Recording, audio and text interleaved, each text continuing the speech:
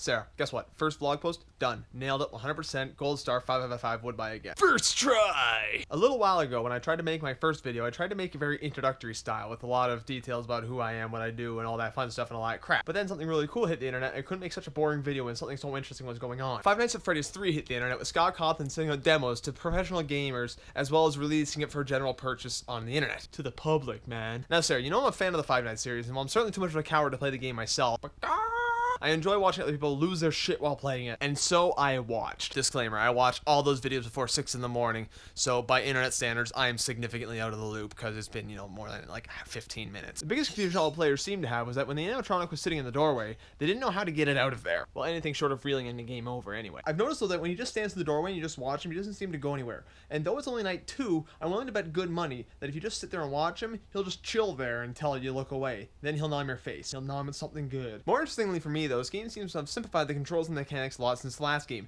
In the last game, you had 2 vents, you had some 10 animatronics, you had that puppet thing, you had Balloon Boy duping it up all over the place, not to mention the wind-up musical box thing that you had in the other room. You had to look at the camera to wind it up, which took your eyes away from the eye on the prize, which was down in the alleyway, and that was just pure awful and pure intimidation. Now you've got one animatronic, which requires a hell of a lot less split attention, and honestly, this is a fantastic choice. The biggest disappointment I had with game 2 was that you had so many things going on at once and so many things to think about, you couldn't actually just let the ambience of the environment sink in and cause the paranoia that you could experience in the first game, just sitting in the chair waiting for them to come to you. And that's where the real horror came from, I think. The real horror came from the fact that you were sitting there trapped waiting for your inevitable death to come and scream at your face. Game 3 tastes more like the first one, of nightmare fuel and soiled trousers.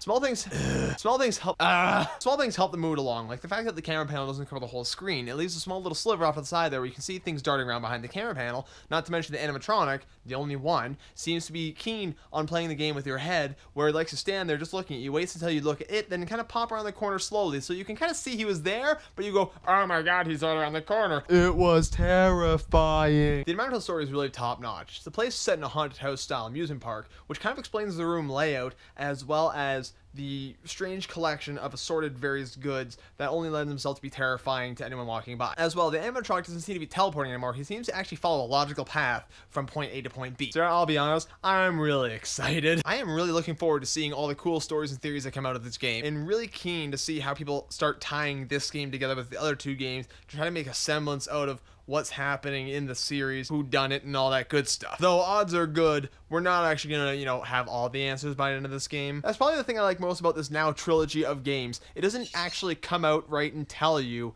everything. It's subtle storytelling, and something I feel that more games should have these days. But, AAA games like to bop you on the nose with their clever stories, so you go, oh, that was a really clever plot twist. Why did that happen? Oh, look, here's all the information. Why? Subtle storytelling. So good, but so hard to pull off properly. So yeah, that's kind of my big nerdgasm for the day. There's a lot to look forward to this week, including the new episode of Face Off, which I'm really excited for. And let's be honest, we already kind of know who the top 3 are gonna be. It's either gonna be Logan, Kelly, or Stephanie. Those are my 3 picks. Yeah, I'm curious to hear yours. That's not related to this video at all. Deal with it. Sarah, hopefully I'll be seeing a video from you on Friday. Odds are good I won't, though, because, you have one of those things, a life. In the meantime, hang loose. I swear to God, that bird's gonna drive me insane.